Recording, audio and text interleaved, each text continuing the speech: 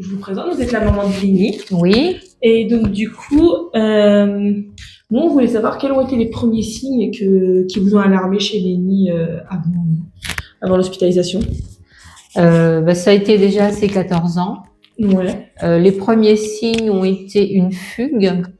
Donc, mon mari avait déposé Lénie au collège et le collège m'a appelé dans l'après-midi en me disant Lénie n'est pas en cours. Ok. Donc là, on n'a pas compris. J'ai dit bah si, il y a une erreur. Et il me dit non, Lénie n'est pas en cours.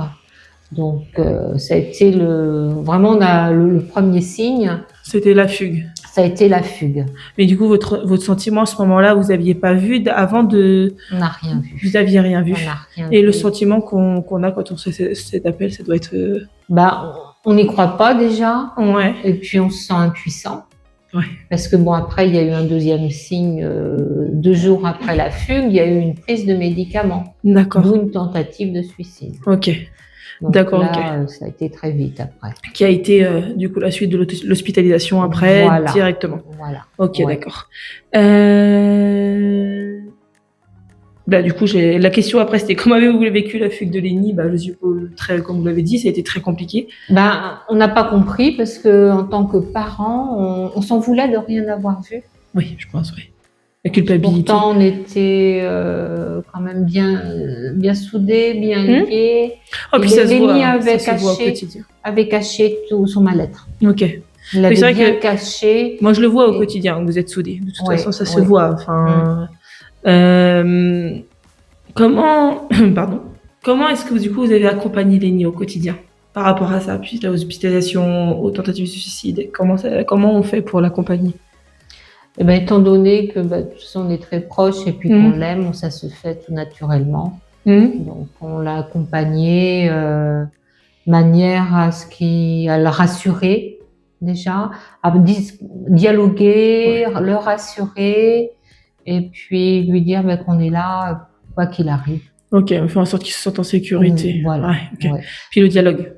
Le dialogue, oui, parce que l'hospitalisation pour Lénie et pour nous, ça a été quand même un choc. Ça a été, ça a été un choc. Oui, c'est vrai que du coup, ça a été dur. Comment on prend cette décision? C'est les médecins qui c'est les médecins. Il était mineur.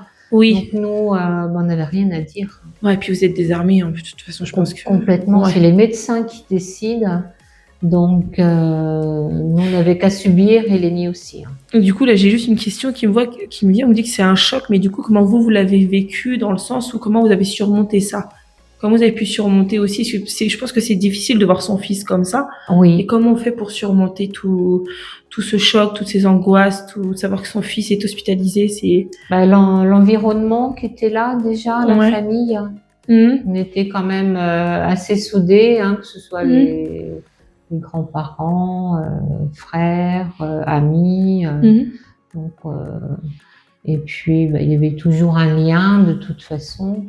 Donc, oui, donc c'est vraiment, depuis le début, on est sur vraiment un entourage vraiment hyper important et un soutien quotidien. Voilà, c'est ça. Oui. Ok. Et qu'est-ce qu'on ressent quand on vous donne les diagnostics? Ensuite, parce que je sais qu'il a eu un premier diagnostic qui a été schizophrène paranoïde. Oui. Déjà, comment vous l'avez vécu ce diagnostic-là, le premier diagnostic? Je m'en doutais un peu, vu ce que Lénie me disait, qu'il avait des hallucinations auditives. D'accord. Donc, j'y pensais, mais on n'avait pas envie d'entendre ce mot, quoi. Oui, c'est ça. Et puis quand c'est dit par un pro, peut-être en plus, c'est d'autant plus... C'était le premier diagnostic. Ouais. Et on s'est senti impuissant sous le choc, de toute façon. Ouais. Ah oui, ça a été compliqué. Même limite pour nous de déprime, quoi. Oui, non, mais concrètement, je l'entends tout à fait. Je peux comprendre que derrière, parce que je pense que devant Lénie, devant votre fils, vous faisiez, on va dire, bonne face. Enfin, vous essayez de paraître fort, mais derrière, on cache beaucoup de choses dans le sens, pas pour le protéger. Je pense que derrière, il y a des choses qui sont vous pleuriez pas devant lui, vous étiez, je pense que vous restiez Voilà, forte. c'est ça. On s'est vraiment senti impuissant face à ce qui nous arrivait. C'est ça. On s'est dit pourquoi nous, qu'est-ce qui s'est passé, qu'est-ce qu'on a pu faire de mal. Ouais, c'est ça. On sait pas. Oui, c'est ça. C'est pourquoi lui, pourquoi on s'en prend à nous aussi. Et puis d'un seul coup, comme ça a été soudain. C'est ça. Puis il y a toutes les questions qui vont avec aussi, du coup. Oui. Parce que je pense que des questions, il y en a 20 000. Qu'est-ce qu'on va faire? Comment on va faire? Est-ce qu'on va y arriver? Puis on a une idée de la schizophrénie qui fait peur. Qui est mal compris. Hein. Donc je pense que... On a fait des recherches sur la maladie, essayer de comprendre. C'est ça, ouais. Mais oui, c'est vrai qu'en tant que parent, je pense que ça peut être vraiment très compliqué. En tout cas, moi, j'ai fait le tour. Mais il y a eu un deuxième diagnostic aussi. Oui, c'est vrai, pardon. J'avais complètement zappé. Premier diagnostic à 14 ans, schizophrénie précoce. Effectivement. Et le deuxième diagnostic aux alentours de ses 19 ans, 20 ans. Je l'ai connu, il avait 19-20 ans. 20 ans, 19 ans. Donc, ça a été la bipolarité. Bipolaire, oui. Donc, est-ce que vous avez eu... Enfin, vous n'avez pas eu moins peur, mais est-ce que par rapport à la schizophrénie, la bipolarité est quand même une image un peu plus douce, on va dire, malgré que ça reste une maladie qui est un peu mal vue, est-ce qu'on est plus rassuré quand on apprend que notre enfant est en fait bipolaire plutôt que schizophrène? Oui, alors c'est-à-dire il a été diagnostiqué bipolaire, mais avec des épisodes de schizophrénie et d'hallucination. D'accord. Mais maintenant, il reste stabilisé. Et le traitement va être plus adapté. Ouais. Et puis on le voit au quotidien maintenant. Pareil, entre le moment où je l'ai connu et aujourd'hui, c'est le jour et la nuit. Hein. Et ça, c'est grâce aux psychiatres qu'on a connus pendant l'hospitalisation. Ouais. Mais ça a fait des miracles. Hein. Mais ok. Donc c'est vrai que du coup. Pareil, la deuxième hospitalisation a dû être difficile, le savoir. Moins parce que c'était son idée. D'accord. C'est lui qui a dit « je me sens pas bien, je veux être hospitalisé ». Ok, donc il avait déjà fait un chemin depuis entre les deux. Oui. Et ça a été bénéfique. Oui. Parce que ils ont adapté le traitement. Le médecin a cherché vraiment à voir quelle était réellement sa maladie. Et approfondir jusqu'à temps qu'il soit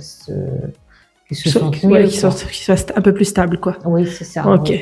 Puis après, si je me rappelle bien, il me parle souvent, il est suivi par pas mal d'associations.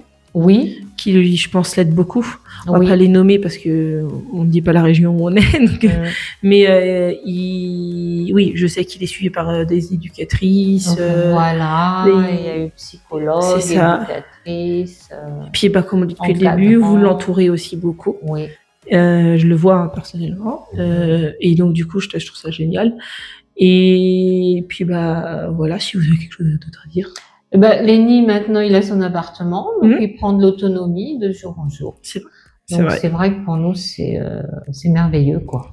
Oui, en tant que parent, je pense qu'on de là où vous êtes parti à aujourd'hui, on peut voir toute son évolution et je pense que vous en êtes très, très fiers. Oui. On est très fiers de Lenny parce que tous les jours, il nous épate. Il fait du slam, il fait des...